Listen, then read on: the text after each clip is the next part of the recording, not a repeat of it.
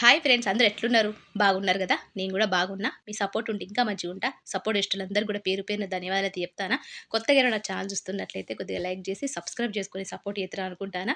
సుత్తారు గదా! పిల్లలైతే స్కూలుకి పోయిర్రు. మా ఆయన ఆఫీస్ పోయిండు. ఇగ నేనైతే ఇక్కడ ఎన్‌ష్యూర్ తాగుతానా. అంటే కొంచెము హెల్త్ పరంగా నాకైతే బోన్స్ కొంచెం వీక్ ఉంటాయి. చలికాలం వచ్చిందంటే ఇంక కొంచెం ఎక్కువ మడిమల నొప్పులని, మోకాళ్ళ నొప్పులని, ఆ నొప్పులని, ఈ నొప్పులని, నడుము నొప్పని అన్నత్తయి.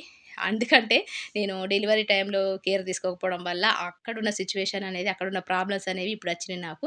అందుకే కొంచెము బోన్స్‌కి సంబంధించిన ఫుడ్ అయితే ఎక్కువ తీసుకుంటా.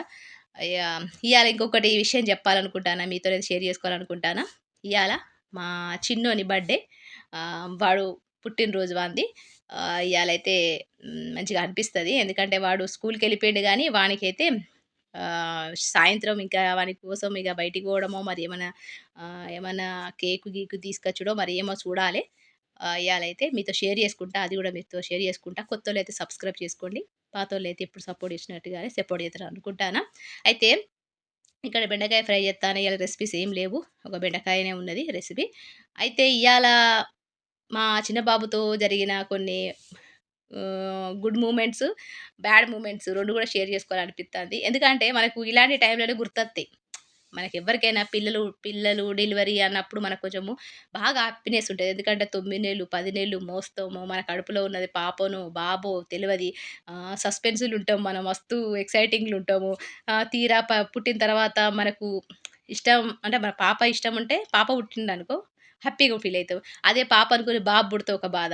బాబు అనుకోని పాప పుడితే ఒక ఫీలింగు. అట్లయితుంటది. కానీ నాకైతే ఫస్ట్ బాబే గాబట్టి నాకు పాప పుట్టినా పర్వాలేదు, బాబు పుట్టినా పర్వాలేదు అన్నట్టే ఉన్నా గానీ, మనసులో ఏదో ఒక ఫీలింగ్. ఎందుకంటే నాకు ఆహ్, అమ్మ, నాన్న లేరు గాబట్టి పాప పుట్టిందనుకోండి, మళ్ళా పుడితే ఇగ అందరు నన్ను మా పెద్ద బాబు పుట్టినప్పుడే అన్నారు, "నువ్వు ఇంట్లోంచి ఎళ్ళిపోయినావు, లేచిపోయినావు గాబట్టి నీకు పాప పుడితే నీ పాప గూడా గట్లనే చేత్తదని" పెళ్లి అయిన కొత్తల్నే ప్రెగ్నెంట్ అయిన అప్పుడే అన్నారు.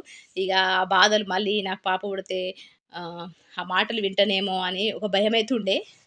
బాబు పుట్టిండు అనడితోనే నాకైతే కొంచెం హ్యాపీగుంది గానీ, ఆ తర్వాత సిట్యుయేషను ఆలోచించి కూడా మాత్రం మస్తు భయమేసింది. అది ఎందుకు భయమేసింది, మరి ఏందన్నది ఈ వీడియోలో అయితే షేర్ చేసుకుంటా. ఎంతైనా మనం తల్లిదండ్రులను మోసం చేస్తే మనం ఖచ్చితంగా శిక్ష అనుభవించాల్సిందే, శిక్ష పడాల్సిందే. అది జీవితాంతం అనుభవించినా మనకు అది తక్కువనే అన్నట్టు. ఇక్కడ చూస్తారు గదా! మొన్న బట్టలైతే మంచిగా లేకుండే, మంచిగా సదురుకున్నా. అయితే ఎందుకంటే వాళ్ళు కన్న తల్లిదండ్రులు మనల్ని పెంచి, పోషించి, చదివిపిచ్చి వాళ్ళు అనుకుంటారు పిల్లలు పెళ్లి జేయాలి, ఈళ్ళతోని జేయాలి, ఆళ్ళతోని జేయాలని కలలు కంటారు. ఆళ్ళు ఆశపడతారు. అవన్నీ గూడా మనము వాళ్ళను బాధపెట్టినట్టు అయితాం గదా! కాబట్టి వాళ్ళు ఇగ బాధపడి మనను మనమేమో శాపనార్థాలు ఏం పెట్టరు కానీ, వాళ్ళ మనసుని మనం బాధపెట్టినందుకు ఖచ్చితంగా శిక్ష అనేది ఆ దేవుడు ఇస్తాడు మనకు. అనుభవించాల్సిందే. గట్లనే నేను గూడా అనుభవించిన. అంటే మా పెద్ద బాబు పుట్టినప్పుడు పరేషాన్ అయినా.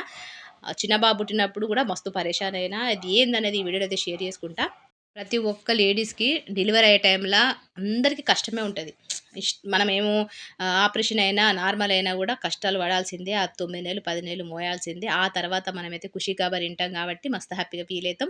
మనకు అప్పుడు మనం పేషెంట్ అయితాం గాబట్టి ఆపరేషన్ అయితే ఖచ్చితంగా ఒక 3 నెలలు మనకు ఎవరో ఒకరు తోడుండాలె. కనీసం ఆపరేషన్ అయినప్పుడు మనకు ఒక 5 రోజులన్నా తోడైతే ఉండాలె గదా! కనీసం 5 రోజులన్నా. నాకు ఆ 5 రోజులు గూడా లేకుండా ఉన్నారు గదా! చాలామంది అన్నారు నిన్ననైతే అరేంజ్ మ్యారేజ్ గూడా అంతే అక్క, అట్లనే ఉన్నదక్క లైఫు అంటే నేననుకున్నా, ఇప్పుడు మనకు పెళ్లి చేసుకుంటాం. పెళ్లి చేసుకుంటే ప్రెగ్నెంట్, డెలివరీ అవన్నీ ఉంటాయి గదా! ఆ డెలివరీ టైంలోనే మనకు అవసరం. ఒక ఆడవాళ్ళు ఆ టైంలో మనకు బ్లీడింగ్ అయినా, ఇంకేదైనా ఏదైనా తెచ్చిచ్చుడైనా, ఫీడింగ్ అయినా అవన్నీ కూడా ఒకరు అందిస్తే గాని మనము లేవలేని పరిస్థితి, ఎవరు లేపితే గాని లేవలేని పరిస్థితిలో ఎక్కుంటాం. కానీ ఆ పరిస్థితిలో గూడా నేను ఒంటరిగా పోరాడినా. కానీ అనుకున్నారు కొంతమంది అన్నారు, "మాకు గూడా అంతే అక్క అరేంజ్ మ్యారేజ్ గూడా గట్లనే ఉన్నాయంటే" నేనైతే స్టన్ అయిపోయినా. ఎందుకు అరేంజ్ మ్యారేజ్ అట్లుంటాయి? అమ్మనాన్నలు ఉంటారు గదా! వాళ్ళకు తోడుగా, అత్తమామలు ఉంటారు గదా! తోడుగా అనిపిచ్చింది. కానీ కొంతమందికి ఉంటారనుకుంటా. అంటే కొంతమందికి అత్తమామలు, అమ్మనాన్నలు ఒకవేళ వాళ్ళ జూసుకోకపోతే ఇగ ఆళ్ళకి గూడా అట్లనే పరిస్థితి. అంటే నేను ఇన్ని రోజులు అనుకునేదాన్ని అరేంజ్ మ్యారేజ్ గాదు, లవ్ మ్యారేజ్‌కే ఉంటాయి కష్టాలని అనుకున్నా గానీ, ఇగ సిస్టర్ చెప్పిన దాన్ని బట్టి వింటే అరేంజ్ మ్యారేజ్ గూడా గట్లనే ఉన్నాయని అన్నారు. ఏమో మరి ఇగ నాకైతే తెలవది. అయితే నాకేం కష్టమొచ్చిందంటే డెలివరీ అయింది. మా బాబయితే 10 గంటల 5 నిమిషాలు 15 నిమిషాలకు పుట్టిండు. ఆపరేషన్ అయింది. ఆపరేషన్ అయింది. నేనైతే పిల్లలు గాకుండా సిగ్నేచర్ అయితే పెట్టినా గానీ, డాక్టర్ అయితే జేయలేదు. ఎందుకు జేయలేదు ఏందనేది నేనైతే మీకు చెప్తా అనుకున్నా గానీ చెప్పలే గదా! అంతకుముందు వీడియోలో షేర్ చేసుకున్నా గానీ చెప్పలేదు. అయితే అది ఏందన్నది ప్రాబ్లమ్ మాకు గూడా దెలవలే. ప్రాబ్లమ్ అయితే దెలవలేదు. మేమనుకున్నాము ఇద్దరు బాబులే గదా! అందుకే డాక్టర్లు ఆపిర్రేమో, మళ్ళొక పాప కోసం వెయిట్ జేత్తరేమో, అట్లా మళ్ళా రియలైజ్ అయితారేమో అన్నట్టుగా సిగ్నేచర్ పెట్టినా గూడా ఆపరేషన్ జేయలేదనుకున్నాం. కానీ ఏమైంది తీరా ఆపరేషన్ అయిన తర్వాత హాస్పిటల్‌లో అయితే నేను 20 రోజులున్నా. 7 తారీఖు పుట్టిండు. ఏ 17 తారీఖో, 18 తారీఖో నన్నయితే డిశ్చార్జ్ చేసిర్రు. ఇగ సంక్రాంతి హాలిడేస్‌లున్నాయని జెప్పి నాన్నయితే హాస్పిటల్‌లో ఉంచుకున్నారు. ఇగ గోస అయితే జెప్పొద్దు. నాకు మా అత్త ఫస్ట్ డెలివరీ జేషింది. అది గూడా మస్తు కష్టంగా జేషింది. రెండో డెలివరీ అప్పుడు ఇగ మా అత్త నన్ను జూసుకోలేదు. నన్నయితే వదిలేసి ఎళ్ళిపోయింది. ఇగ మా ఆయనయితే నిన్న గుర్తు చేషిండు. అంటే నిన్న మా ఆయన వాళ్ళ ఫ్రెండ్‌కు పాప పుట్టిందట. ఇగ అట్లా మాట్లాడుకుంటా ఇగ నా డెలివరీ రేపు మా చిన్న బాబు పుట్టినరోజు అని జెప్పి మేము మాట్లాడుకుంటాంటే, ఇగ మేమిద్దరమైతే చర్చించుకున్నాం. ఇగ వాళ్ళ అమ్మ జేషినయి అన్నీ గూడా గుర్తు చేసుకున్నాం. మా ఆయనయితే ఇగ అవునే మా అమ్మ అయితే నిజంగా అట్లా జేయాల్సింది గాదు అని అన్నాడు మా ఆయనయితే. అయితే డెలివరీ అయిపోయిన తర్వాత మనకు తోడుగా అయితే ఒక 2, 3 రోజులైనా ఉండాలి గదా! లేడీస్. కానీ మా అత్త ఏం జేషింది ఒక్క రోజుకే అంటే ఒకటే రోజు డెలివరీ అయింది ఆపరేషన్ అయిన అదే రోజు పొద్దంతున్నది గంతే. నాకు 10 గంటల 15 నిమిషాలకు డెలివరీ అయింది. ఖతం ఆ రోజు ఒక్కరోజే ఉన్నది. ఆ రోజు ఒక్కరోజు ఉండి తర్వాత రోజు పొద్దున్నే, "ఇగ నా వల్ల అయితలేదు బిడ్డ. నేను జూసుకోలేను. ఇగ నువ్వే జూసుకో." అదేందంటే గవర్నమెంట్ హాస్పిటలు. అంటే కంపెనీ తరపున హాస్పిటలు. అందులో మగవాళ్ళని అలౌడ్ జేయరు. మొత్తం ఒక 50 మంది ఒకటే రూమ్‌లో ఉంటారన్నట్టు. 50 మంది ఒకటే రూమ్‌ల డెలివరీ అయిన పేషెంట్‌లను 50 బెడ్‌లేసి ఉంచుతారు. అంటే జనరల్ వార్డ్ లెక్కనే. ఆపరేషన్ అయిన వరకే. ఆ తర్వాత నార్మల్ జనరల్ సెక్షన్‌లో ఏసేత్తరు. అందులో మొగోళ్ళనైతే అలౌడ్ చేయరు. ఓన్లీ ఆడోళ్ళే రావాలి. గేటెత్తరు. అయితే అటువంటి టైంలో మా అత్తయ్య ఉండాలి గదా! డెలివరీ అయిన రోజు ఉన్నది. తర్వాత రోజు 10 గంటలకు అంటే టైం ఉంటదన్నట్టు. మధ్యాహ్నం 1 గంటకు మగవాళ్ళది చూడొచ్చు, టిఫిన్‌లియ్యొచ్చు అట్లా అయితుంటది. ఇక్కడ జూత్తరు గదా! నేనైతే ఇక్కడ మష్రూమ్ కర్రీ జేత్తాను. మీరైతే జూడండి. అట్లా. ఇగ మా అత్త ఏం జేషేది 10 గంటలకు మా ఆయన అచ్చుడుతోనే టిఫిన్ ఇద్దామని అచ్చుడుతోనే ఇగ మా మా ఆయనతోని మా అత్తయ్య అయితే జెప్పింది. "నేను ఉండనురా నాకు నిద్ర సరిపోతలేదు. నాకు పడుకోవడానికి బెడ్డు లేదు. నాకు తినడానికి సరిగ్గా ఫుడ్ దొరుకుతలేదు." అని జెప్పి ఇగ మా అత్తయ్య అయితే నేనుండా అని జెప్పింది.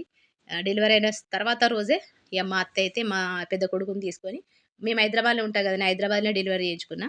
ఇగ మా ఇంటికైతే పోయింది. మా పెద్ద కొడుకుని తీసుకొని. ఇగ మా ఆయన బయటనే ఉండుడు.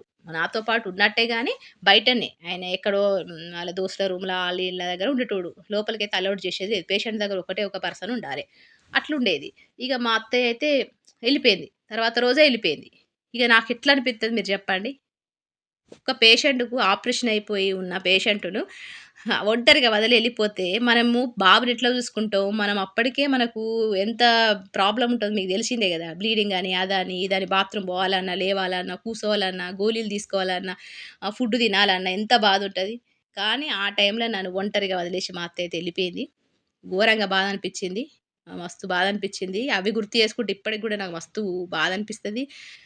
అవన్నీ ఉండంగా అయినా గూడా అప్పటికి నేను ఆ 15 రోజులు, 20 రోజులు అంటే హాస్పిటల్ ఉన్నన్ని రోజులు నేను ఒంటరిగానే మా చిన్న బాబుని చూసుకున్నా. మా ఆయన అచ్చుడు గానీ, అది గూడా ఎప్పుడో మా ఆయన అత్తండు అని ఫోను జేషినా గూడా నేను బోయి మా ఆయన దగ్గరికి బోయి ఆ టిఫిను తీసుకొని అచ్చేదాన్ని. మా ఆయననైతే అలౌడ్ జేసేటోళ్ళు గాదు. ఎప్పుడో ఒక్కసారి అలౌడ్ జేసేటోళ్ళు. ఇక్కడ చూత్తారు గదా! మా చిన్నోడైతే చదువుకుంటాండు. వాని హ్యాండ్ రైటింగ్ చూపిత్తా మీకైతే. అయితే అట్లా అనిపిచ్చింది నాకు. ఏ గుర్తులు మీ అమ్మకు నలుగురు కొడుకులు, ఆమెకు అంటే మా అత్తయ్యకు నలుగురు కొడుకులు. నార్మల్ డెలివరీలే అయినాయి. అప్పుడు జనరేషన్ అందరికి నార్మలే అయినాయి గదా!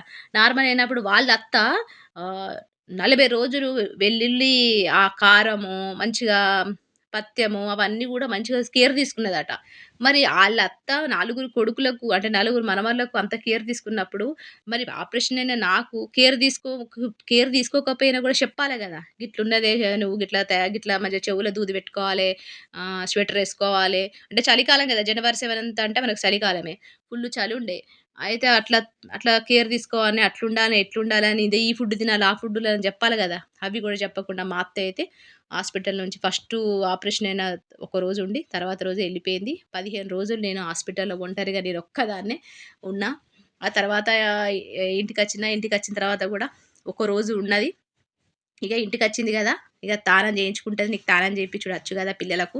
పెద్ద కొడుకు చేయించుకున్నావు గదా! నువ్వే చేయించుకో అని చెప్పి ఇక మా మామయ్యతోని కలిసి ఎళ్ళిపోయింది. ఎందుకెళ్ళిపోయిందంటే వాళ్ళ తమ్ముని బిడ్డకు పెళ్లి సంబంధం. అంటే పెళ్లున్నది. ఒక 20 రోజులైతే పెళ్లున్నది. 20 రోజుల ముందే పోయింది. ఎందుకంటే ఈమె షాపింగ్ చేయనట ఆళ్ళ కోడలుకు. మేనకోడలు గదా! కోడలుకు షాపింగ్ జేయాల. నేను లేకపోతే పెళ్ళే చేసుకోదని చెప్పి, ఇక్కడ నేను పేషెంట్ ఉన్న నన్ను వదిలేసి, ఆళ్ళ కోడల కోసం వెళ్ళిపోయి, షాపింగ్‌కెళ్ళి, పెళ్లి ఫంక్షన్‌లు చూసుకున్నది. ఇగ నేను పెళ్ళికి పోలేదు. ఎందుకంటే నేను అప్పటికే డెలివరీ అయ్యి నాకు 20 రోజులే అయింది కాబట్టి, నేను పెళ్ళికి పోలేదు. ఇగ మంచిగా పట్టు చీరలు, కొత్త కొత్త డ్రెస్సులేసుకొని, గట్ల పోయింది. ఇగ నాకు గుర్తు చేసుకుంటే మస్తు కోపమత్తది మా అత్తనైతే. అసలు ఏ విధంగా సాయపడ్డది మీ అమ్మ, ఎప్పుడు సాయపడదని చెప్పి నేనైతే ఆహ్, అనుకుంటూనే ఉంటా మా ఆయనతోని. ఇగ పోనీలేవే అంటాడు. ఇక్కడ చూత్తారు గదా! మాటల్లో పడి నేనైతే మర్చిపోయిన రెసిపీ జెప్పుడు. ఇక్కడ ఉల్లిపాయలు, టమాటాలు మనము మసాలాలు కొబ్బరి ముక్కలు అవన్నీ గూడా మనం ఫ్రై చేసుకునే మిక్సీ పట్టుకున్న పేస్టు అయితే ఏసిన. ఇగ ఉప్పు, కారం, మసాలా అవన్నీ ఏసుకొని మంచిగా నీళ్లు పోసుకొని కొద్దిగా మంచిగా ఉడికిన తర్వాత అప్పుడు మనం మష్రూమ్ అయితే ఏసుకుంటే మన మష్రూమ్ కర్రీ అయితే రెడీ అయిపోయినట్టే. అయితే గట్ల నేను అవన్నీ గుర్తు చేసుకుంటే మస్తు బాధ అనిపిత్తది.